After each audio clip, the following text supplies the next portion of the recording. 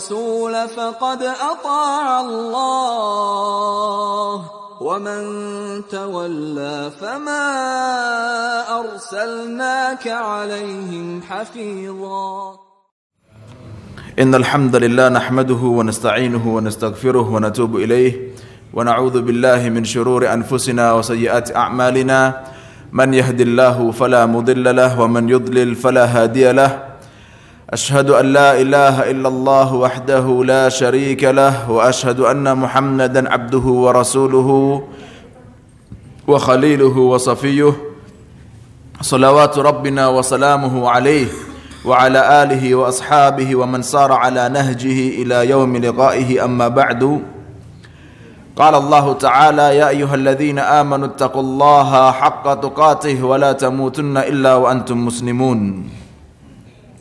Jamaah kajian barakallahu fikum. Alhamdulillah rabbil alamin, kita bersyukur kepada Allah Subhanahu wa taala. Allah berikan kepada kita nikmat untuk belajar, nikmat untuk talabul ilmi, nikmat untuk kita terus bisa tafaqquh, menghadiri majlis-majlis ilmu. Ini sebuah nikmat yang sangat agung yang kata para ulama, kalaulah mereka para raja-raja yang mereka berambisi untuk mengambil kekuasaan di negeri-negeri sebelahnya, kalaulah mereka para raja tahu kenikmatan yang kita rasakan, sungguh mereka akan merampas kekuatan yang sedang kita miliki. Tapi mereka enggak tahu nikmatnya talabul ilmi.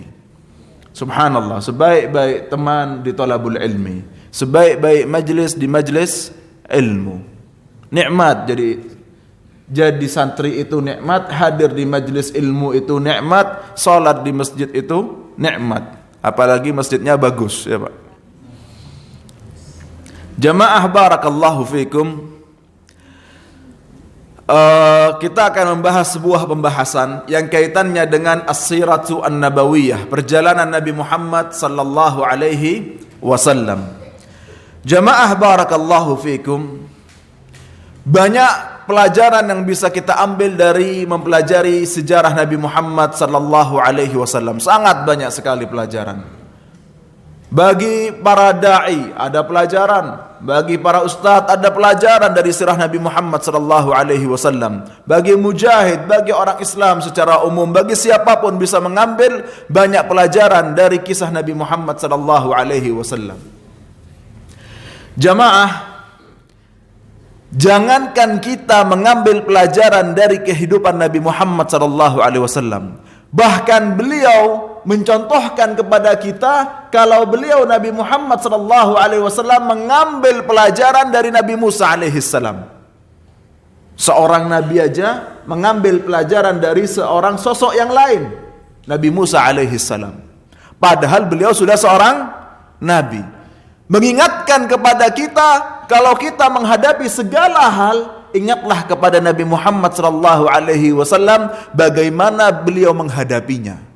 Bagaimana Nabi menghadapinya dengan niat yang ikhlas untuk Allah Subhanahu wa taala.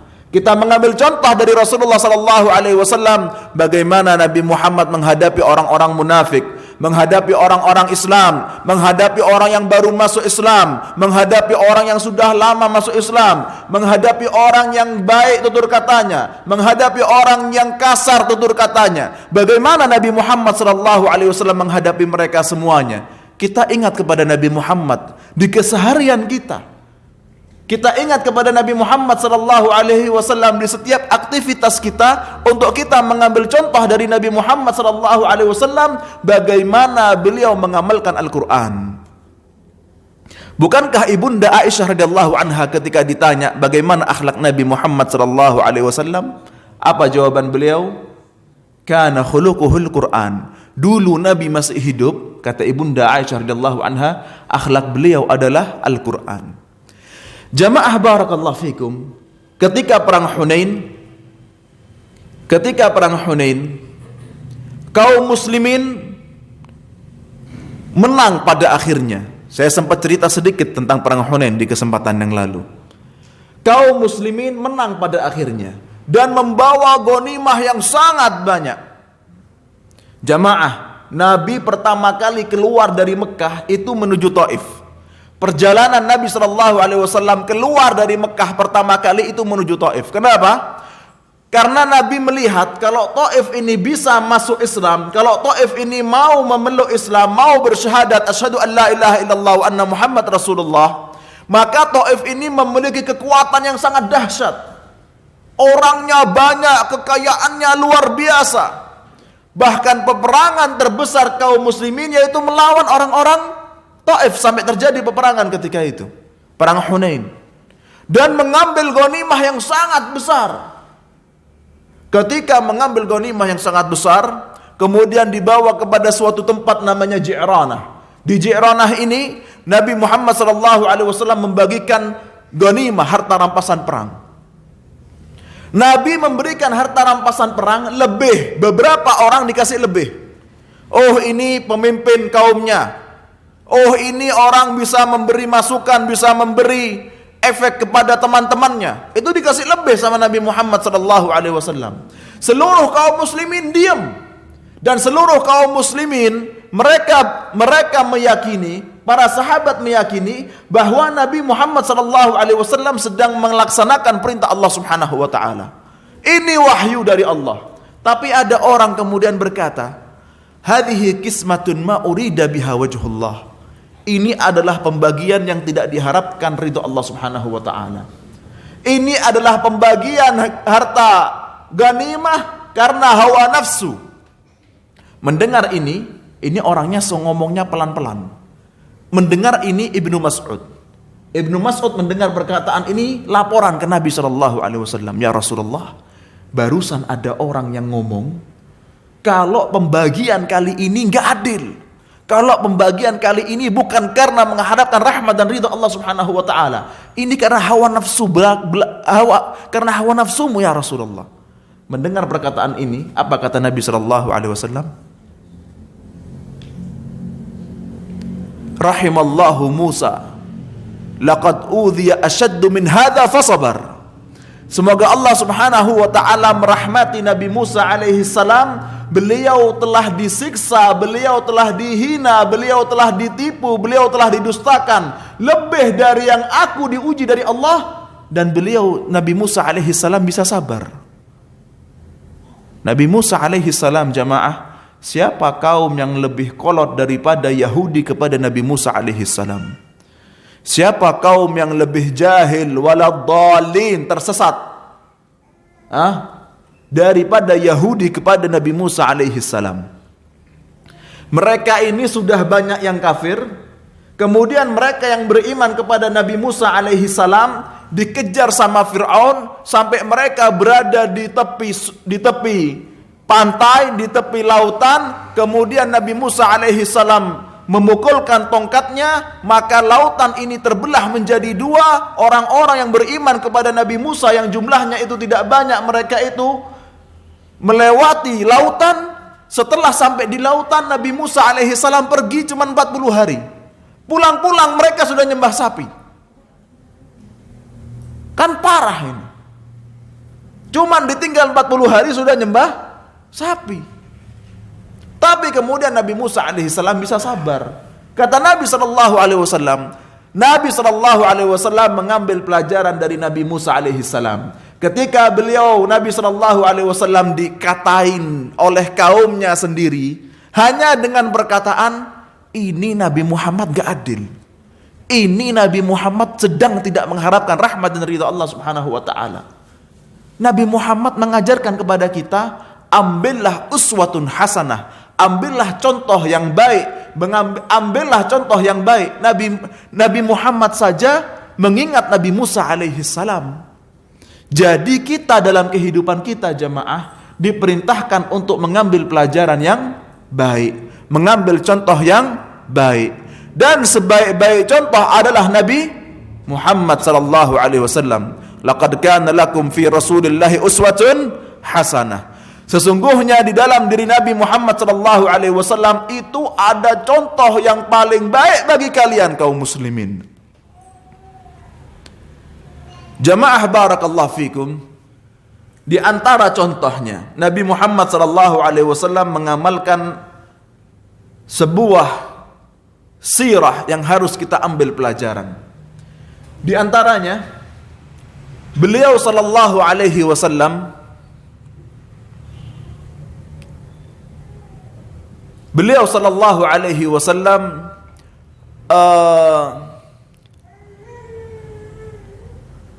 Allahumma salli ala Muhammad. Pernah suatu saat ketika turunnya ayat innamal mu'minuna ikhwah, sesungguhnya orang-orang yang beriman adalah saudara. Kemudian apa kata Nabi sallallahu alaihi wasallam?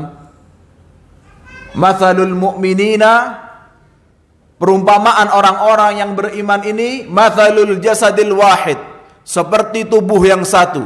Idza ishtaka minhu udwun tada'a lahu sairul jasadi bil huma. Kalau bagian tubuh ini ada yang sakit, maka seluruh tubuh ini merasa enggak nyaman, merasa sakit. Kalau gigi sakit, semuanya merasa enggak enak badan ini. Kalau mata sakit, semua badan merasa enggak enak. Tangan sakit, semuanya enggak enak. Kaki sakit, enggak enak. Yang merasa sakit seluruh badannya. Maka Nabi SAW mengajarkan kepada kita sebagaimana ajaran Allah Subhanahu wa taala, innamal mu'minuna ikhwah. Sesungguhnya seluruh kaum mukminin itu adalah saudara. Kata Nabi, saudara itu saya dengan Anda, saya dengan antum, bapak-bapak semuanya, antara seluruh kaum muslimin itu merasa dia adalah saya, kalian adalah saya adalah kalian. Bukan saya, Anda, bukan. Itu kepada orang kafir, lakum dinukum waliyadin. Lana a'maluna walakum a'malukum, itu kepada orang kafir. Tapi antara kaum mukminin, innamal mu'minuna ikhwah, kata Allah Subhanahu wa taala. Kata Nabi sallallahu alaihi wasallam, antara orang beriman itu sama-sama merasakan. Jamaah barakallahu fikum. Kalau kita sama-sama merasakan, apakah kita rela untuk menggibahi saudara kita? Kalau kita sama-sama merasakan, apakah kita rela untuk mencela saudara kita? Allah Subhanahu wa taala berfirman, "Falaula idz sami'tumuhu dhannal mu'minuna wal mu'minatu bi anfusihim khaira." Hendaknya orang-orang beriman itu apabila sedang mendengarkan sebuah gosip, mereka itu beranggapan, kaum mukminin laki-laki, kaum mukminat perempuan, mereka semua itu beranggapan kepada dirinya sendiri kebaikan. Lihat kata Allah bi anfusihim, kepada dirinya sendiri, bukan kepada orang lain. Beranggapan baik kepada diri sendiri. Kenapa? Karena orang lain hakikatnya adalah diri saya. Kenapa seperti itu? Innamal mu'minuna ikhwah. Ini akhlak yang dibawa oleh Nabi Muhammad SAW. Kita jamaah kalau mempelajari sirah dengan benar, kita kalau menerapkan sirah Nabi Muhammad SAW dalam diri kita, subhanallah, insya Allah nggak ada lagi gibahin kaum muslimin, nggak ada lagi fitnah kaum muslimin, nggak ada lagi mencela kaum muslimin. Betul tidak? Jamaah barakallahu fikum. Dalam mempelajari sirah nabawiyah sangat banyak faedah-faedah. Faedah kita yaitu yang terpenting adalah mengikuti sunnah Nabi Muhammad sallallahu alaihi wasallam. Dari kita mengetahui kepribadian beliau sallallahu alaihi wasallam, kita mengetahui perbuatan Nabi, kita mengetahui perkataan beliau, kita mengetahui bagaimana Nabi Muhammad bersama para sahabat-sahabatnya. Maka dengan ini seorang muslim semakin cinta kepada Rasulullah sallallahu alaihi wasallam, semakin cinta jamaah. Biasanya kalau sudah mempelajari kisah Nabi Muhammad sallallahu alaihi wasallam, kita tahu bagaimana Nabi Muhammad sangat mencintai umatnya, bagaimana Nabi Muhammad sangat memberikan contoh yang luar biasa, perhatian, simpati, empati kepada kaum muslimin. Kemudian mendengarkan cerita tentang kewafatan beliau sallallahu alaihi wasallam, enggak kuat dengarnya. Jamaah barakallahu fikum.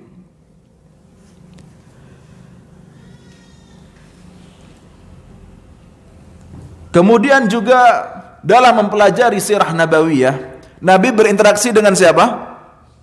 Dengan sahabat. Jadi sekalian kita belajar sirah nabawiyah ini juga mempelajari kisah-kisah para sahabat yang sedang berinteraksi langsung dengan Rasulullah sallallahu alaihi wasallam.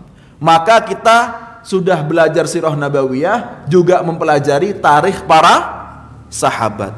Kita cinta kepada Rasulullah dan kita cinta kepada para sahabat Nabi Muhammad sallallahu alaihi wasallam. Jamaah barakallahu fikum.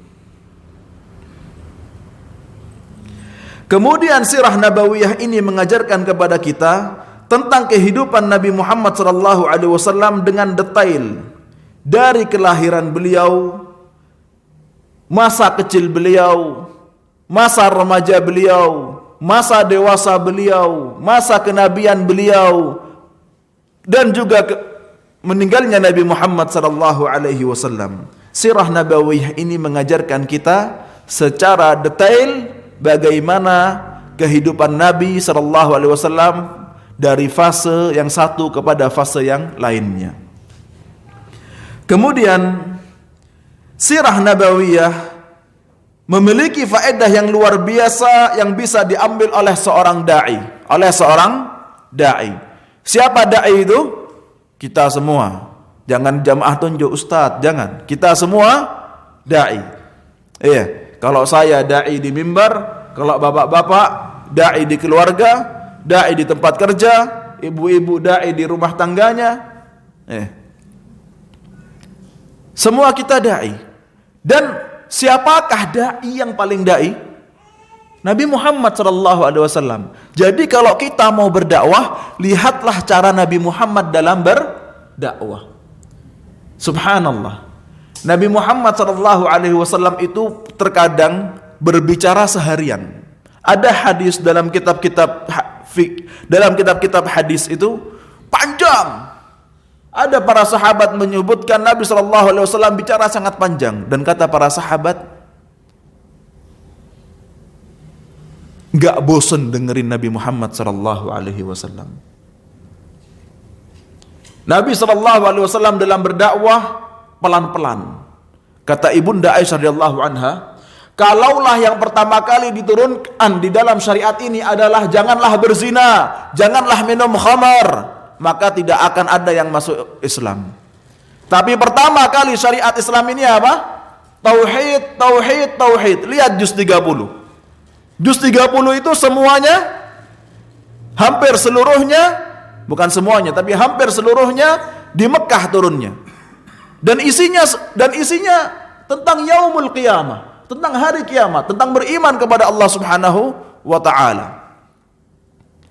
Jamaah barakallahu fikum. Nabi sallallahu alaihi wasallam mengajarkan kepada dai bagaimana menggunakan cara-cara yang ada di waktu itu untuk berdakwah. Nabi sallallahu alaihi wasallam mengajarkan kepada dai bagaimana berhubungan dengan manusia. Nabi sallallahu alaihi wasallam, tabassumuka fi wajhi akhika laka sadaqah. Senyummu kepada saudaramu itu adalah sedekah. Nabi itu kerjaannya senyum terus. Kalau ketemu orang selalu senyum. Ketemu orang jamaah ya, bukan ketemu tembok. Kalau ketemu tembok ini perlu obat ya. Kalau ketemu orang bagus senyum ya. Jamaah barakallahu fikum. Kemudian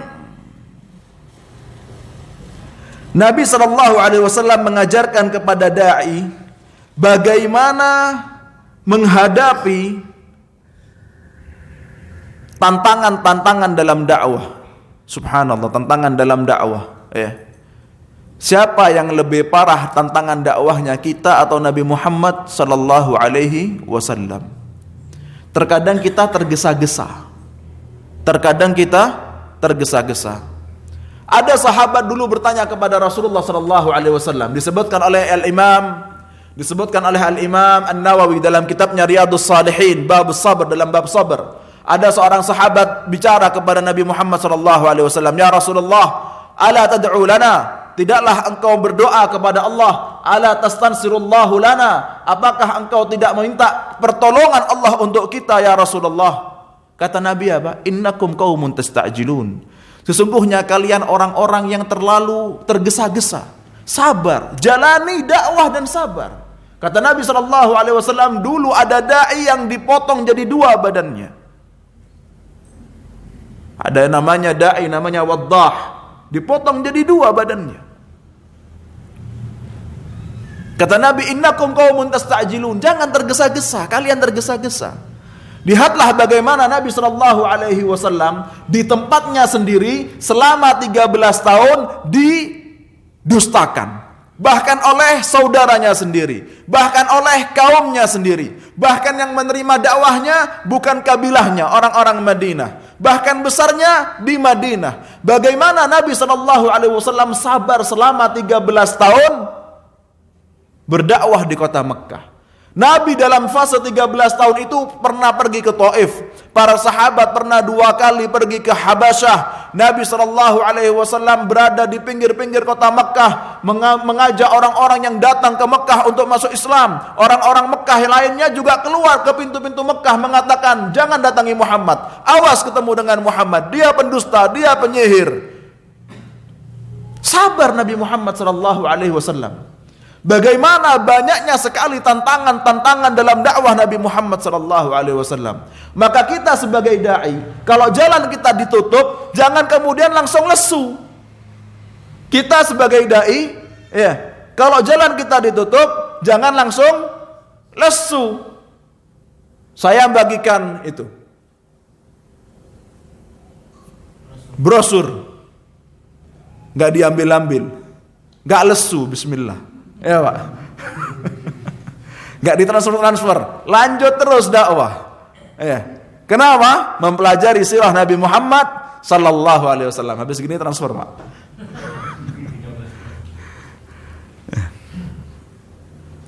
Jamaah barakallahu fiikum. Kemudian lihatlah bagi seorang murabbi, bagi seorang pendidik, bagaimana Nabi Shallallahu Alaihi Wasallam mendidik. Nabi itu motivator besar, tapi Nabi kalau ngasih motivasi seminggu sekali. Ibnu Mas'ud pernah ditanya oleh muridnya, ya Ibnu Mas'ud, tidakkah engkau memberi kami motivasi biar kami ini kencang belajarnya, kencang ibadahnya? Kata Ibnu Mas'ud apa? Kana Nabi Shallallahu Alaihi Wasallam yatakhawwaluna bil mau'izah kulla khamis. Dahulu saya belajar sama Nabi Muhammad. Nabi Muhammad SAW itu ngasih saya dan para sahabat-sahabat wejangan motivasi setiap hari Kamis. Enggak setiap hari. Dan hasilnya apa? Nabi konsisten terus berdakwah kepada murid-muridnya. Nabi terus konsisten berdakwah kepada orang-orang yang mengambil hadis dari Nabi Muhammad SAW. Orang-orang yang belajar tafsir dari Nabi Muhammad SAW. Orang-orang yang selalu dekat dengan Nabi Muhammad SAW. Para sahabat yang mereka bergantian untuk belajar kepada Nabi Muhammad SAW. Abu Bakar As-Siddiq yang setiap hari belajar kepada Nabi Muhammad. Umar bin Khattab radhiyallahu anhum yang dia selalu 2 hari sekali belajar kepada Nabi Muhammad sallallahu alaihi wasallam. Hasilnya apa? Ketika Nabi Muhammad sallallahu alaihi wasallam mentarbiyah dengan tarbiyah yang terbaik, hasilnya apa jamaah? Kuntum khaira ummatin ukhrijat linnas ta'muruna bil ma'ruf wa tanhauna 'anil munkar wa tu'minuna billah. Kalian adalah sebaik-baik umat. Kalian amar ma'ruf nahi munkar dan kalian beriman kepada Allah Subhanahu wa taala. Tarbiyah mana yang lebih dahsyat, lebih bagus daripada tarbiyahnya Nabi Muhammad sallallahu alaihi wasallam? Ada murid terbaik, ada kelas terbaik, ada sekolah terbaik. Nabi Muhammad ketika mentarbiyah, yang keluar dari tarbiyahnya Nabi Muhammad umat terbaik. Mau punya murid terbaik, mau punya kelas terbaik, mau punya sekolah terbaik, lihatlah tarbiyahnya Nabi Muhammad sallallahu alaihi wasallam. Jamaah barakallahu fikum. Kemudian bagi para mujahid, Subhanallah. Ada faedah yang luar biasa dari peperangan-peperangan Nabi Muhammad SAW. Bagaimana beliau ini sangat-sangat ahli strategi, ahli taktik. Dan beliau menjalankan taktik dengan luar biasa sempurna. Di perang Uhud saya pernah cerita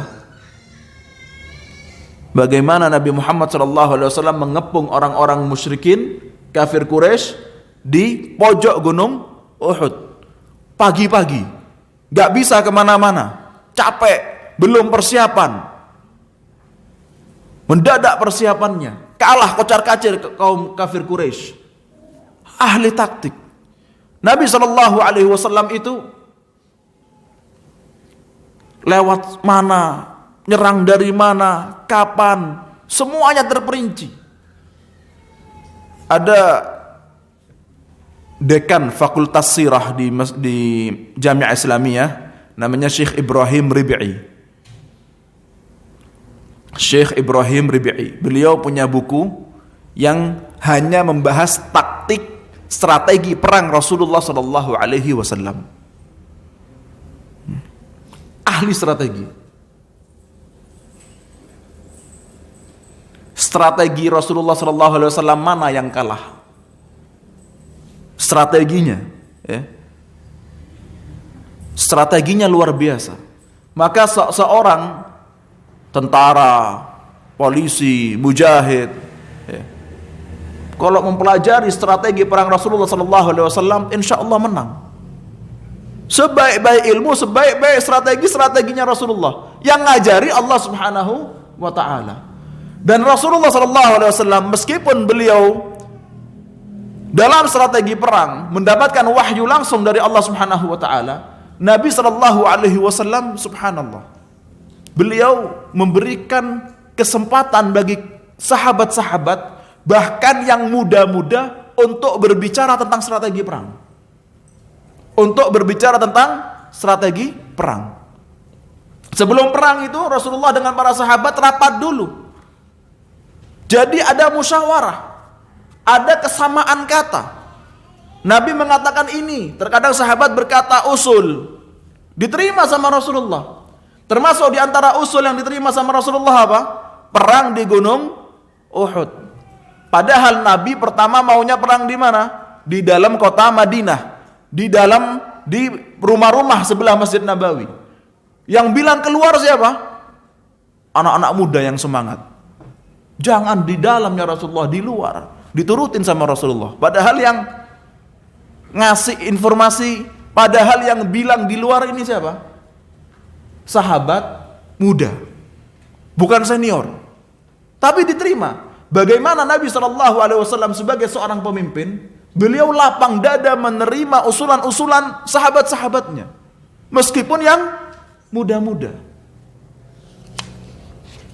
Jamaah barakallahu fikum. Dalam sirah nabawiyah,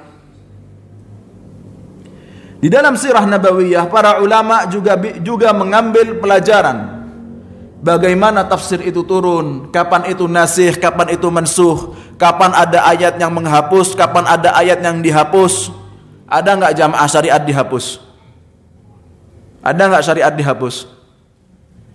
Ada. Contohnya apa? Khamr, minuman keras. Boleh enggak sholat sambil mabuk? Dulu boleh.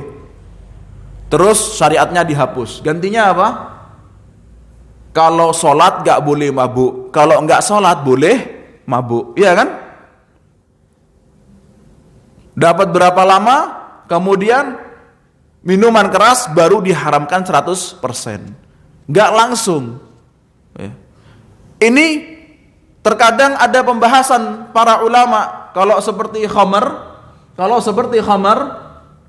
ulama sepakat khamr itu haram. Tapi terkadang ada yang ikhtilaf. Contohnya apa? Kalau mohon maaf, kalau habis memegang kemaluan apakah batal wudunya? Ada Talq bin Ali tanya ke Rasulullah, "Ya Rasulullah, najis atau tidak? Batal atau tidak?" Kata Nabi, "Innahu juz'un innahu bud'atun min jasadik. Sesungguhnya itu adalah bagian dari tubuhmu. Megang tangan enggak batal, megang kelamin enggak batal. Tapi ada sahabat lain tanya, kata Nabi sallallahu alaihi wasallam, yatawadda, falyatawadda, wudu orang ini. Loh, kok ada dua hadis yang berbeda? Maka manakah yang dipakai? Dipakai yang terbaru. Yang lama enggak dipakai, ya.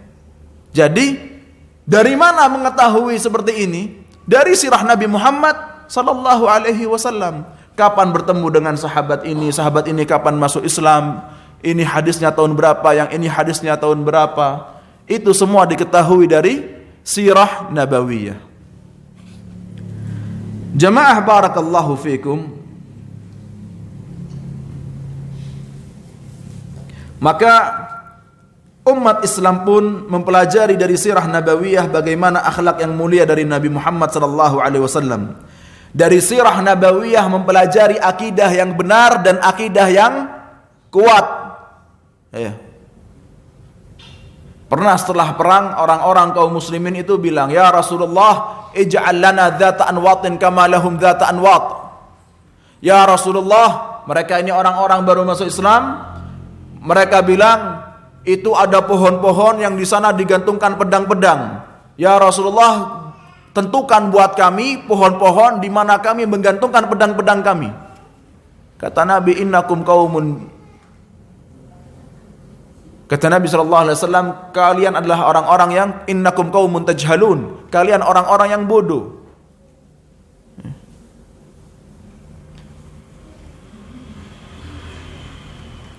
Karena mengikuti kebiasaan orang musyrik.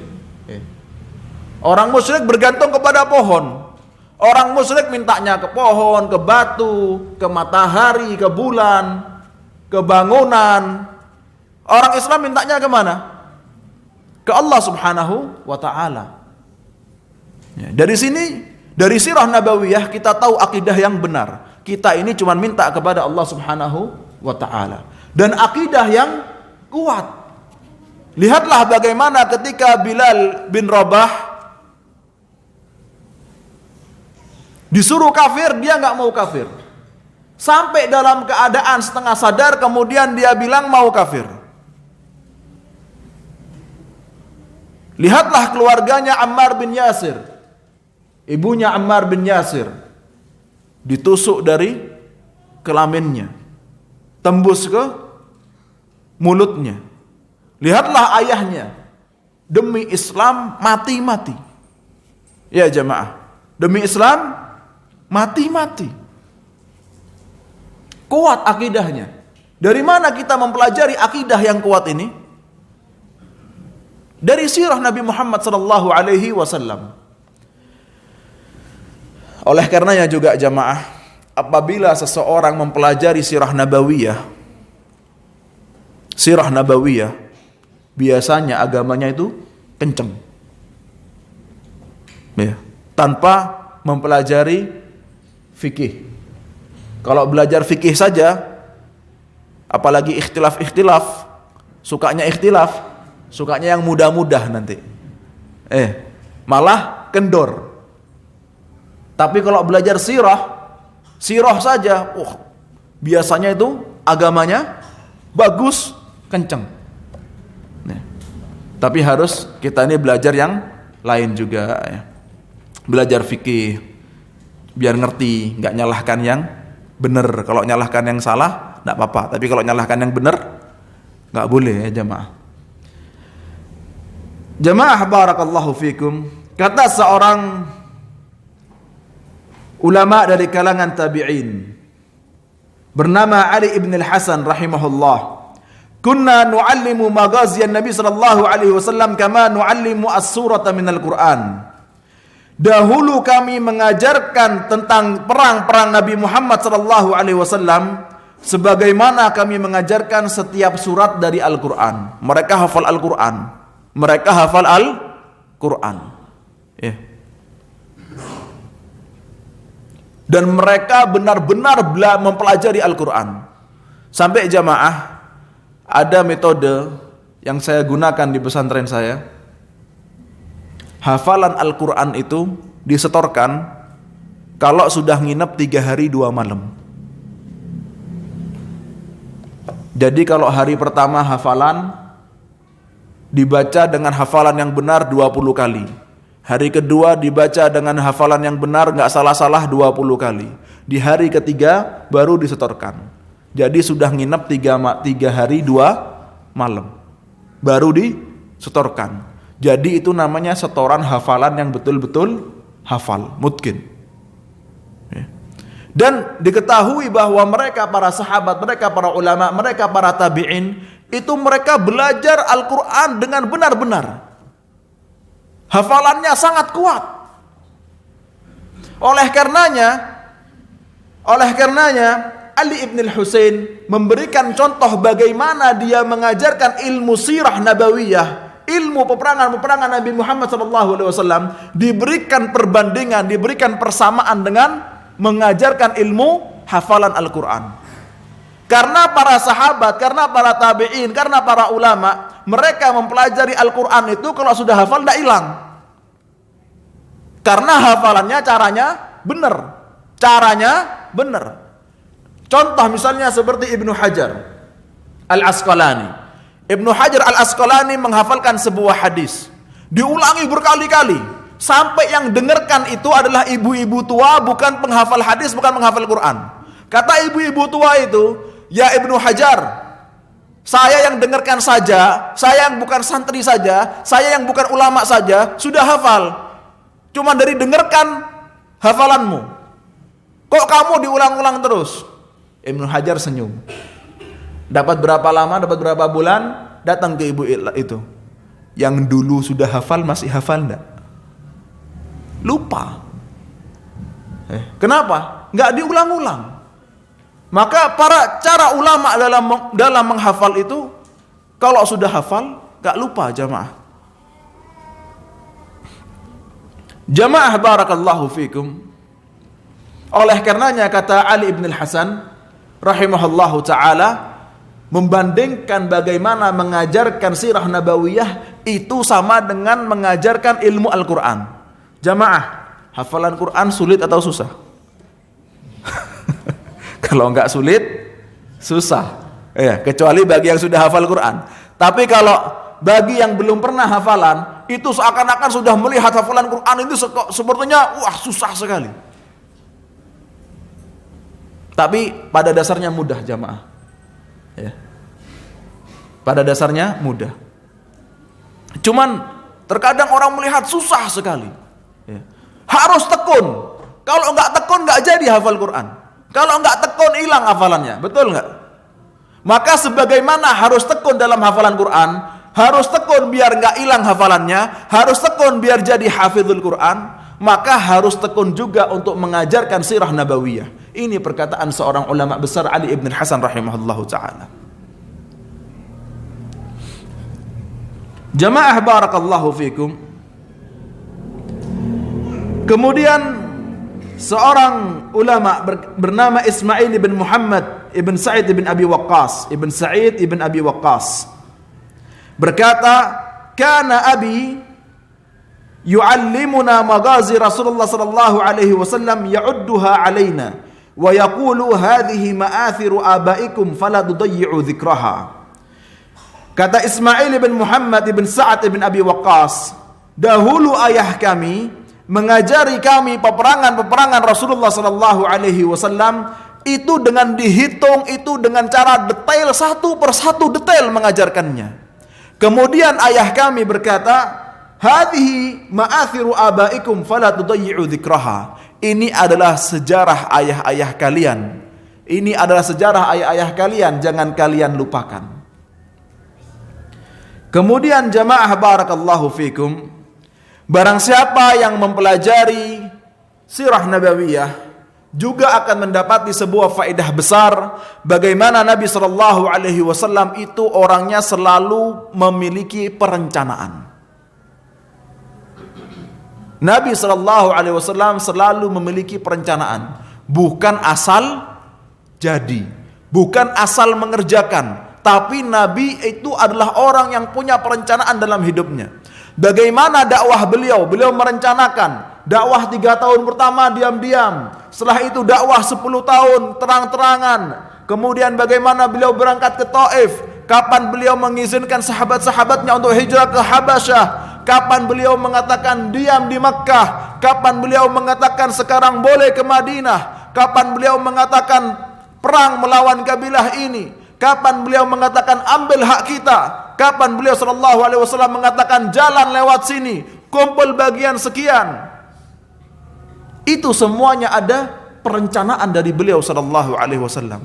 Bukan langsung jalan, wes pokoknya apa jaringku, enggak. Semuanya ada perencanaan. Jamaah barakallahu fikum. Dan perencanaan ini adalah bagian dari kewajiban yang Allah wajibkan. Kewajiban yang Allah Subhanahu wa taala wajibkan. Yang setiap orang muslim juga diperintahkan untuk memiliki perencanaan. Sebagaimana diajarkan oleh Nabi Muhammad sallallahu alaihi wasallam, hidup beliau penuh dengan perencanaan. Tidak melakukan sesuatu asal jalan, melainkan sesuai dengan perencanaan.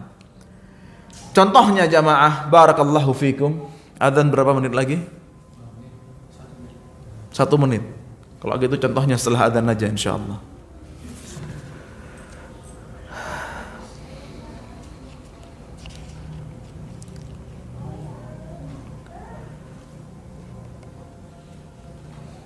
Jamaah barakallahu fikum. Maka mempelajari sirah nabawiyah ini adalah sebuah pelajaran besar yang sampai-sampai dalam Al-Quran sendiri itu sepertiga isi Al-Quran isinya kisah. Sepertiga Al-Quran isinya kisah. Lihat surat Al-Baqarah, ada kisahnya Nabi Musa alaihissalam, banyak.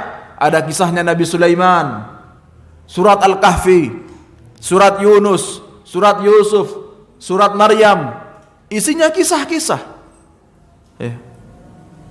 Sepertiga Al-Quran mengajarkan kisah. Itu menunjukkan kisah ini, mempelajari kisah Rasulullah SAW adalah pelajaran penting, bukan hal yang gak perlu dipelajari. Al-Quran sepertiga mengajarkan kepada kita kisah, menunjukkan sangat pentingnya kisah jamaah.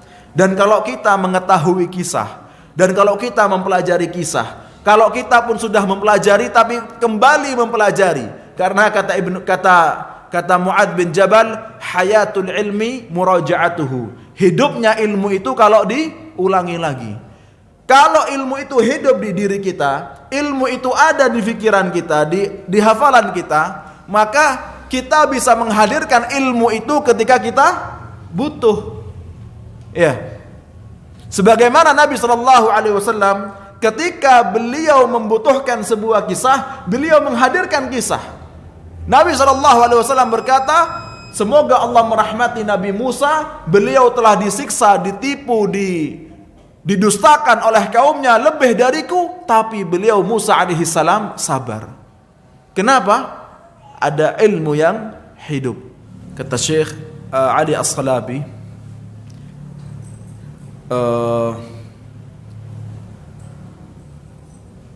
contoh dari bagaimana takhtit. Apa takhtit itu? Tadi kita bahas apa jemaah? Perencanaan. Bagaimana Nabi SAW adalah orang yang memiliki perencanaan yang sangat matang. Sebagaimana kata Syekh Ali As-Salabi, beliau memberikan contoh yaitu dari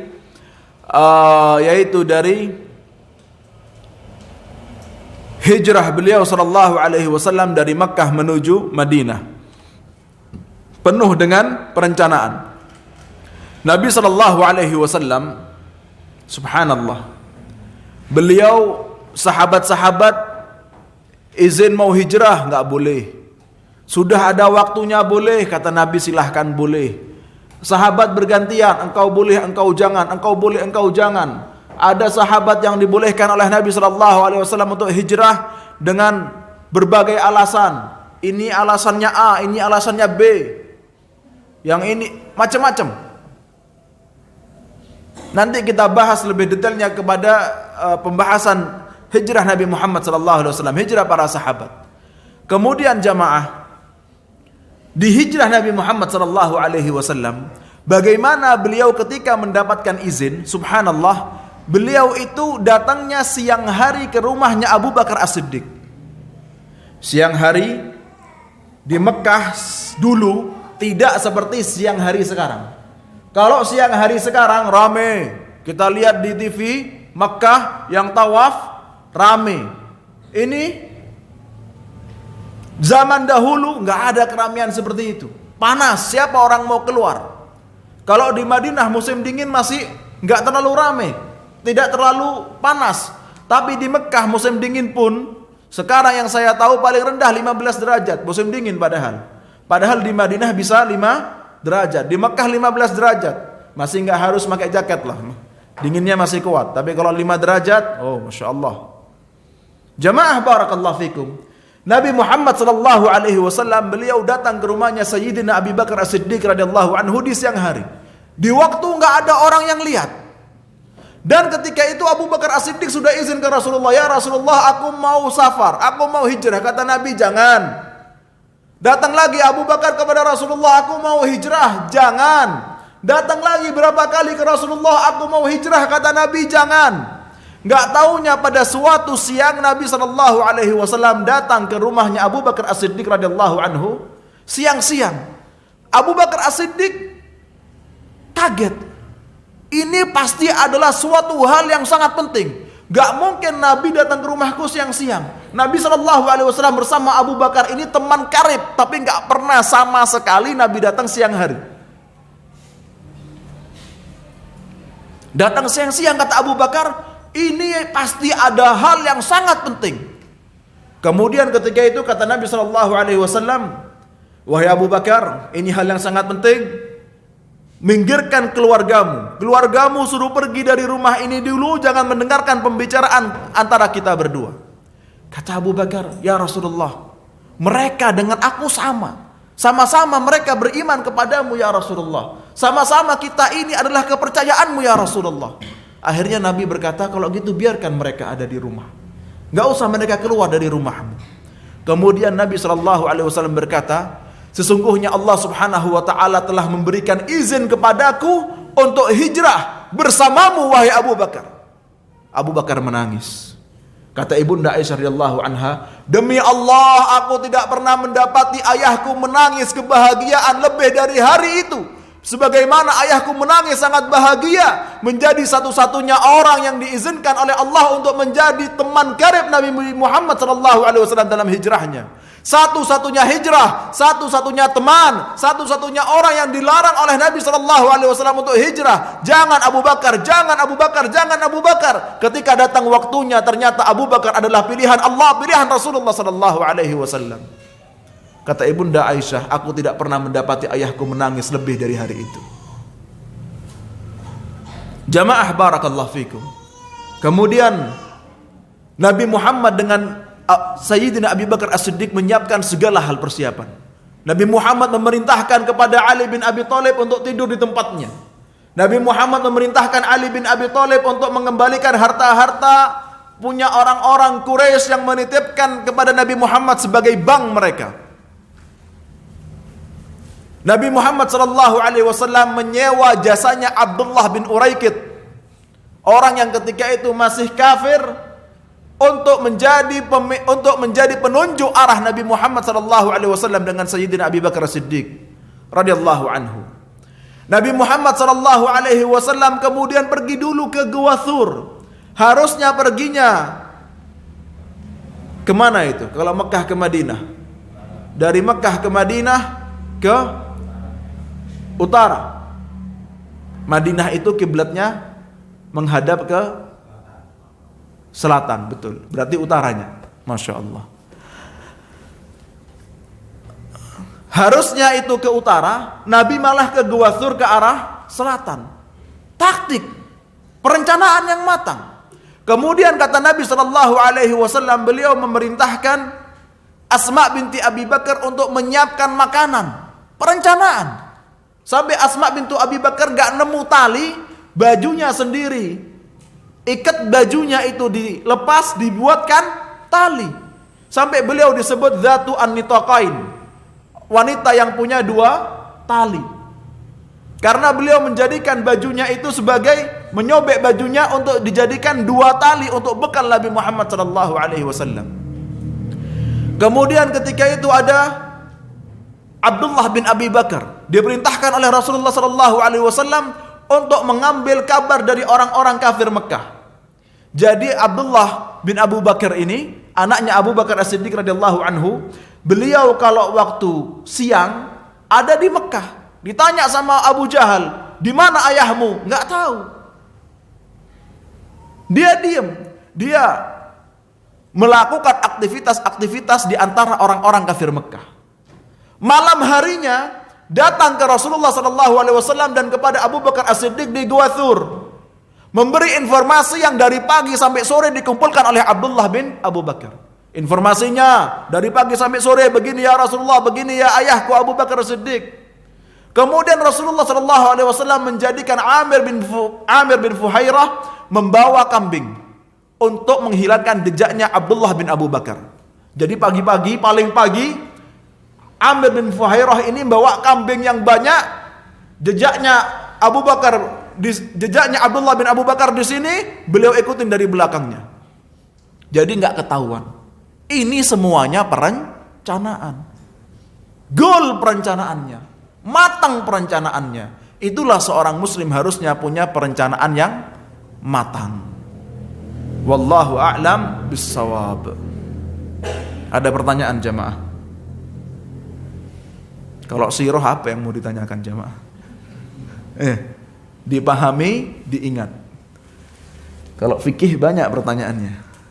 Kalau sirah apa yang mau ditanyakan? Wabillahi taufiq wal hidayah. Wallahu a'lam. Mungkin ini yang bisa disampaikan. Ada pembahasan-pembahasan lainnya tapi perlu kepada waktu yang panjang. Jadi saya rasa cukup sampai di sini dan pembahasan lainnya pada pertemuan yang akan datang insyaallah. Bisa dipahami jamaah? Alhamdulillah. Barakallahu fikum. Kita tutup dengan doa kafaratul majlis. Subhanakallahumma bihamdik asyhadu an la ilaha illa anta astaghfiruka wa atubu ilaik. Thumma assalamu alaikum warahmatullahi wabarakatuh. فلا وربك لا يؤمنون حتى يحكموك فيما شجر بينهم ثم لا